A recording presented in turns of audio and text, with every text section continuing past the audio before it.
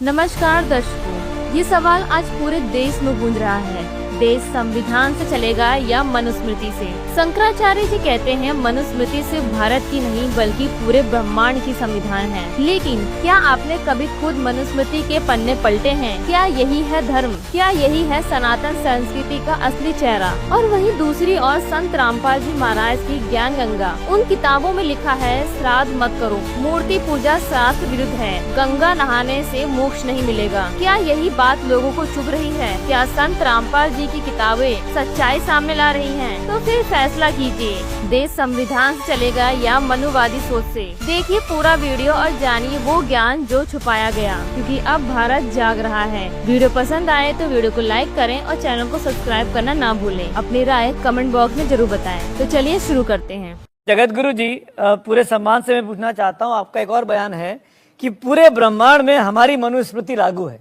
हाँ, बिल्कुल सही है। बिल्कुल सही है। हमारी जो मनुस्मृति है वो केवल हमारे देश का संविधान नहीं है, वो पूरे विश्व का संविधान है और पूरे ब्रह्मांड का संविधान है। नमस्कार, आप इस संघचार को देख रहे हैं। इनका कहने का मतलब है कि संविधान दो वर्गों में बांट रहा है, जातिवाद में बांट रहा है और संविधान पूरे देश को बर्बाद कर रखा है। इनका कहने का मतलब है कि जो मनुस्मृति है देश इससे चलेगा। दोस्तों आइए आपको दिखाते हैं कि इस शंकराचार्य ने संविधान के बारे में क्या कहा है। संविधान ने देश को दो टुकड़े में बांट करके रखा है, एक आरक्षित वर्ग, एक अनारक्षित वर्ग। तो आप क्या कह रहे हैं? संविधान बेकार है? आप ये कह रहे हैं बाबा साहब अम्बेडकर का संविधान बेकार है? आप ये कह रहे हैं 75 साल के बाद? बंटवारा किया है, हम ये नहीं कह रहे हैं। हम ये कह रहे हैं कि संविधान ने बांट के रखा है समाज को, तो ये संविधान ने बांट के रखा है। तो कैसे? आज जो ये यादव और ब्राह्मण का इतना बड़ा माहौल बना हुआ है, ये उसी बंटवारे के कारण बना हुआ है। ये संविधान ने बांट के रखा है। हम बिल्कुल जिम्मेदारी से कह रहे हैं, ये बंटवारा है, समाज को दो टुकड़े में बांट रहे हो आप, ये गलत है। हम ऐसा नहीं करते हैं। हमारा धर्म सब में परमात्मा को देखता है और सबको सम्मान देता है। हिंदू धर्म में तो यादव भी आते हैं, ब्राह्मण भी आते हैं, क्षत्रिय भी आते हैं, सब आते हैं। मना कर रहे हैं कि नहीं? हम सब भगवान राम को पूछते हैं, सब कृष्ण को पूछते हैं, सब शिव को पूछते हैं। बिल्कुल सही है ना? यही तो बात है, यही तो हिंदू धर्म की खूबसूरती है। तो उसका उपाय क्या है? आप कह रहे संविधान बांटता है, ये उपाय ये है कि आप ये संविधान में जो बंटवारा देश में कर दिया गया है इसको खत्म करिए। देखिए सब इकट्ठा हो जाएंगे। तो आप कह रहे हैं आरक्षण व्यवस्था को खत्म कर दें?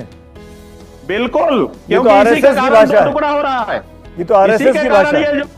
ये जो इटावा का प्रकरण हो रहा है, इसके पीछे संविधान का यही कर्तव्य है, जिसके कारण ये इतना बड़ा मामला बन रहा है। आपने जो इसमें बोला, ब्राह्मण और यादव की बात नहीं है, इसमें आरक्षित और अनारक्षित वर्ग की बात है। आप जो बोल रहे हैं वही तो संघ के लोग बोलते हैं। जिसके कारण ये दो टुकड़े हो रहा है देश।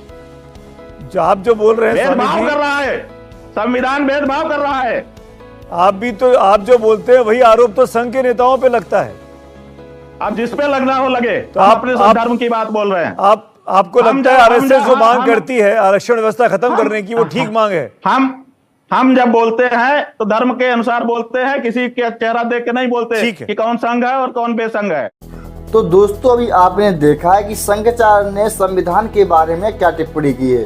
अब आपको मनुस्मृति के बारे में एक एक चीज करके प्रमाणित करके दिखाई जाएगी। मनुस्मृति देश में लागू करने लायक है या नहीं है, आपको खोल के दिखा दिया जाएगा कि आखिर मनुस्मृति में किस प्रकार के लेखन किया गया है, देश में लागू करने लायक है या नहीं है, आपको एक एक चीज करके दिखाई जाएगी। तो दोस्तों आपको दिखाते हैं वो मनुस्मृति के कुछ हेडलाइनें आपको प्रस्तुत करते हैं। मनुस्मृति कोड नंबर 31 में लिखा हुआ है कि मानव के कल्याण के लिए सर्वोच्च निर्माता ब्रह्मा ने अपने मुख से ब्राह्मणों को, अपने कंधों से क्षत्रियों को, अपनी जांघों से वैश्य को, पैरों से शूद्र को जन्म दिया है। आइए और जानते हैं कि मनुस्मृति 417 में लिखा हुआ कि धनवान शूद्र का अस्तित्व ब्राह्मणों के लिए बुरा है, एक ब्राह्मण शूद्र के माल पर कब्जा कर सकता। आइए आपको और दिखाते हैं 271 पेज नंबर पे मनुस्मृति में लिखा हुआ है, यदि शूद्र अपमान के साथ द्विज के नाम पर और जाति का उल्लेख करता है तो 10 उंगली लंबी एक लोहे कील उसके मुख में ठूंस सकता है। आपको ये भी बता दें कि ये जो मनुस्मृति में जो उल्लेख किया गया है क्या ये सही है। ऐसे में हम ये देख सकते हैं कि समाज में कितना दुष्प्रभाव पड़ता है कि इन ब्राह्मणों ने पूरे समाज को कितनी बुरी तरह से बेभद्र कर रखा है। दोस्तों, यदि आपको शास्त्रों के हिसाब से भक्ति चाहिए तो संत रामपाल जी महाराज का सत्संग सुने, क्योंकि संत रामपाल जी महाराज ऐसे विश्व में है जो शास्त्रों के हिसाब से भक्ति देते हैं और शास्त्रों के हिसाब से भक्ति कराते हैं। यदि आपको सद्भक्ति चाहिए तो संत रामपाल जी महाराज का सत्संग 7:30 से 9:30 बजे तक शाम को आता है।